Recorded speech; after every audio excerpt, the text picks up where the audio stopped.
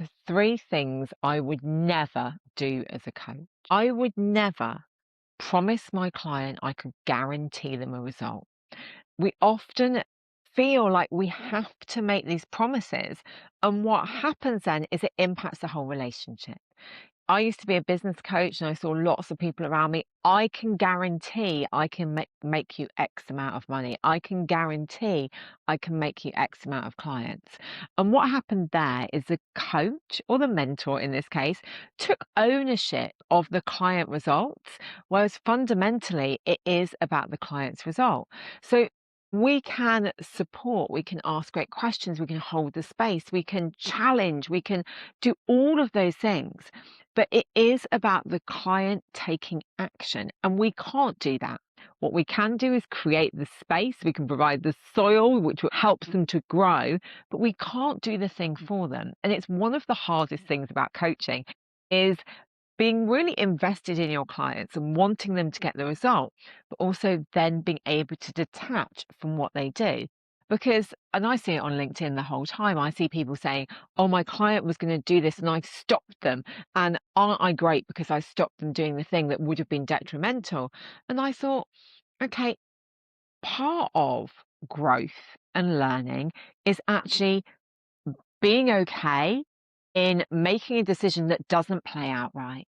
And as coaching is providing a thinking space, a decision-making space, if we are then getting into that space and deciding for our clients or taking ownership, we're taking away that agency and autonomy. We know that agency and autonomy are part of the reason that people are more engaged in the process and the actions that they take from coaching. So it's more likely that they're actually going to do the thing. So we can't guarantee results, but we need to think about what can we guarantee. We can guarantee being present with our clients, being fully in the moment, noticing what they're saying or not saying, exploring patterns, challenging, helping them to get clarity, providing spaces that are high in emotional safety, that are high in trust, that allow our clients to get new insights. What is really interesting is when you look at this, some of my clients who've made the biggest transformation, what they came to coaching for is not what transformed them. And it makes me go back to that old saying, what people come to coaching for is not what people come to coaching for. I remember I've had clients who've come to me because they want to grow their business. And actually, through the coaching process, they've sold their business and got a new role as a senior leader back in corporate and never been happier. I've also had people who've come from, senior leadership wanting to start their business, and through that process, they've realized that actually they're happier being employed.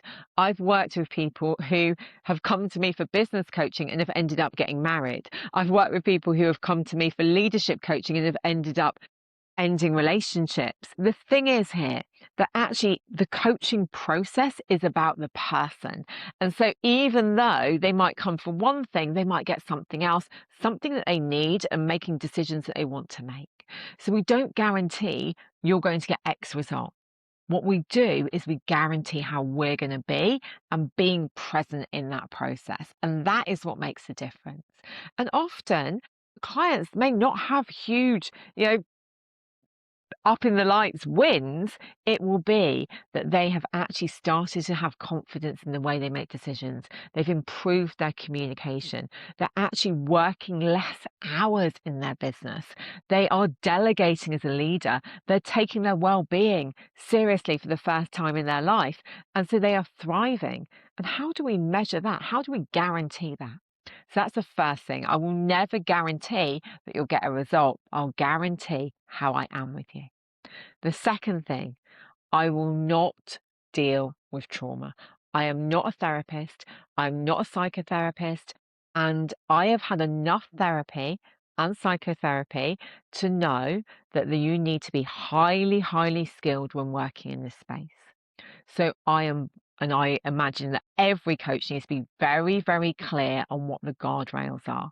Now, of course, we might have clients who do bring up trauma. So we need to know how we deal with that, how we refer, how we actually are able to hold a safe space to let them share and then safely acknowledge this isn't what I can support you with, but let's look at where you can get help.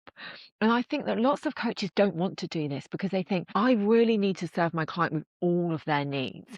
So, they've come to me to look at how they can move forward. They've come to me to make decisions. They've come to me to get clarity. They've come to me to improve relationships, etc., etc., etc.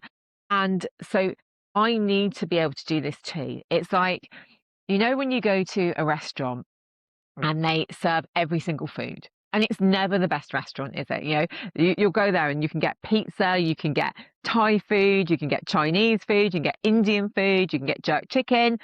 Never, ever the best. Think about being like a restaurant. The best restaurants specialize in one type of food, or maybe they're like sushi samba and they have that fusion. But that's, when you're thinking about you, either you specialize, you are a coach and you work with people in that way, or you train and you're a dual trained coach and therapist, and then you can do both. You're a fusion. But you have to be really, really clear on your contracting. I know that trauma-informed coaching is really, really popular now. And for me, yes, of course, acknowledging that people bring trauma and meeting them where they are, but knowing that is not part of our remit. It is so important. As somebody who has experienced significant trauma in my life and had complex PTSD, the last thing I want is somebody who's not skilled helping me. And I know that if I was talking to my friends and family, I would be saying, work with someone who's actually got the qualifications and experience to help you. So that isn't a coach. And the third thing that I'd never do, I would never let my ego get in the way of my client. And now obviously this is hard, so I say I would never. I hope I would never. But I see so many coaches and they say things like, I know what my client should do. I tell my client because I know the right thing for them. I always know what people should do. And I think that's really interesting. How are you so sure that you always have the answers? Because when we look at psychology and neuroscience, and when we look at data, I don't believe it. I believe that we may have a strong intuition or feeling, or we may be looking at it through our lens, our bias, our experience.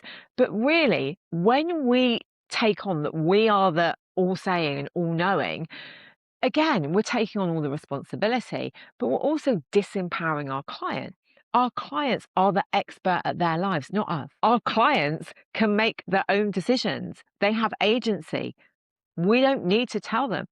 And we don't need to give them lots of psychoeducation to show how smart we are. That's not the domain. Of course, we may at some point step out and give our clients a little bit of insight or knowledge if there is a gap with permission and explore how they will use it. But our role is not to be a dictator. Our role is to support, to challenge, to hold space, to be empathetic, to, of course, explore intuition and energy and what else is in the room, but to help our clients make their decisions.